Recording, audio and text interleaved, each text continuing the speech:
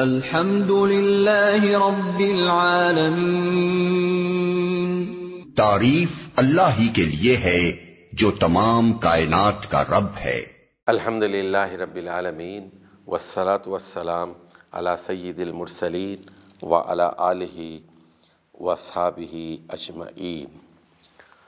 سورۃ المائدہ کی آیت نمبر 67 ہے، 67، اور اس آیت کا موضوع ہے منصب نبوت، منصب رسالت، یعنی دعوت و تبلیغ۔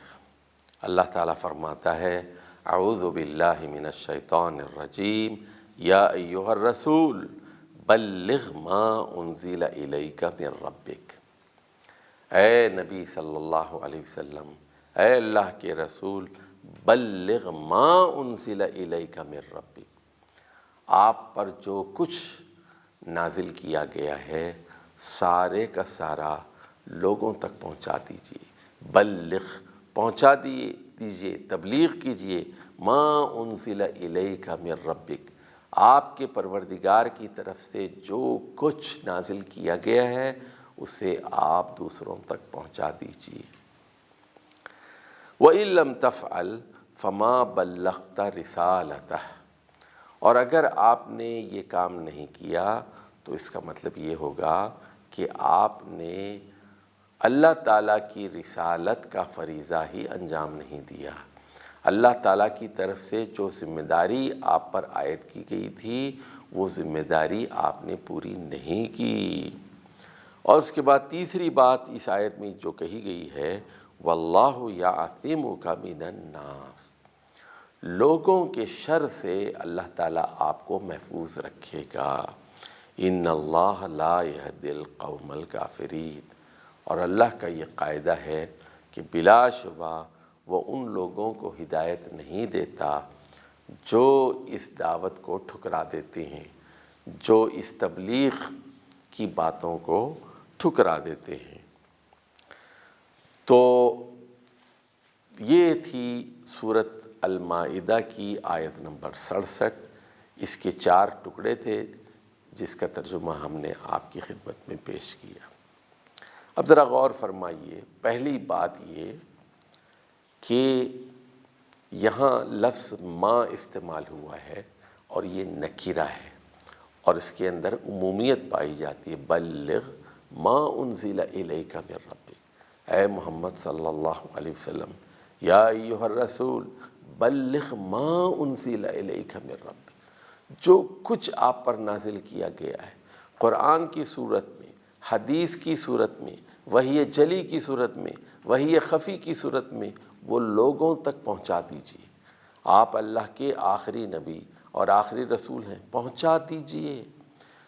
رسول اکرم صلی اللہ علیہ وسلم کے لیے جائز نہیں تھا کہ وہ کوئی چیز چھپاتے، دوسروں کے لیے ظاہر نہ کرتے، ایسا ممکن نہیں تھا۔ اور فرمایا اگر آپ نے یہ کام کیا، یعنی آپ نے پورا پیغام نہیں پہنچایا، جزوی پیغام پہنچایا، تو اس کا مطلب ہوگا فما بلغت رسالتہ، آپ نے کار رسالت ہی انجام نہیں دیا، آپ نے نبوت کی ذمہ داری ہی پوری نہیں کی۔ تو پوری چیزیں آپ کو پہنچانی لازمی اور ضروری ہیں۔ اور یہی وجہ ہے کہ رسول اللہ صلی اللہ علیہ وسلم نے اپنے انتقال سے 3 مہینے پہلے حجۃ الوداع کے موقع پر لوگوں سے پوچھا، جبکہ 1 لاکھ سے زیادہ صحابہ کرام وہاں موجود تھے، لوگوں سے پوچھا حل بلغت، کیا میں نے پیغام پہنچا دیا؟ تو صحابہ نے یک زبان ہو کر کہا قد بلغت وادیت الامانہ، بلا شبہ آپ نے پورا پیغام پہنچا دیا اور آپ نے امانت کی ساری ذمہ داری پوری کی، امانت آپ نے ادا کر دی۔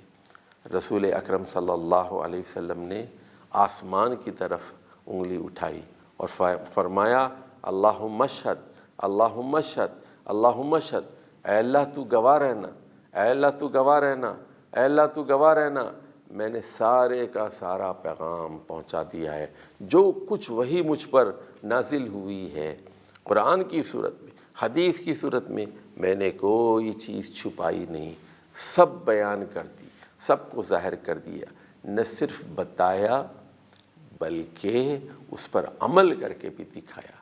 آپ مجسم قرآن تھے، چلتا پھرتا قرآن تھے، قرآن آپ کی شخصیت میں ڈھل چکا تھا۔ جن چیزوں سے اللہ تعالیٰ نے قرآن میں روکا آپ ان سے رکے رہے، جن چیزوں کا اللہ تعالیٰ نے قرآن مجید میں حکم دیا یا وحی خفی کے ذریعے حکم دیا ان تمام پر آپ نے عمل کیا۔ واللہ یعصمک من الناس۔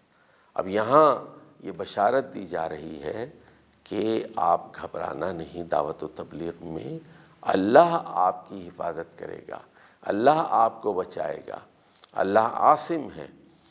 واللہ یعصمک من الناس۔ تو ظاہر ہے کہ جب تبلیغ کی جاتی ہے، دعوت دی جاتی ہے، لوگوں کے عقائد کے خلاف بات کی جاتی ہے، جب آپ مشرکوں کے درمیان یہ کہیں گے کہ اللہ ایک ہے، جب آپ منکرین قیامت کے سامنے یہ کہیں گے کہ لوگوں ایک دن مرنا ہے اور اللہ کے حضور حاضر ہونا ہے، اس کے آگے پیشی ہوگی، جواب دہی ہے، اور جنت ہے، دوزخ ہے، اللہ تعالیٰ سزا بھی دے سکتا ہے، جزا بھی دے سکتا ہے، تو پھر ظاہر ہے منکرین قیامت آپ کے دشمن ہو جائیں گے۔ تو یہاں یہ بشارت دی جا رہی ہے واللہ یعصمک من الناس، اللہ آپ کی حفاظت فرمائے گا۔ آپ بے تکلف دعوت کا کام کیجئے، خطرے کے بغیر، اندیشے کے بغیر کام کیجئے، یہ اللہ کی ذمہ داری ہے کہ وہ آپ کی حفاظت کرے۔ تو ایک مومن کو بھی چاہیے کہ وہ ایک اچھا داعی بنے اور ایک اچھا مبلغ بنے۔ اور دعوت کے سلسلے میں یاد رکھیے، دعوت میں تدریج تو ہے، گریجولی تو ہے، پہلے ایک بات بتائیں گے، پھر دوسری بات اور تیسری بات اور چوتھی بات، اور قرآن مجید بھی 23 سال کے عرصے میں آہستہ آہستہ تھوڑا تھوڑا کر کے نازل کیا گیا،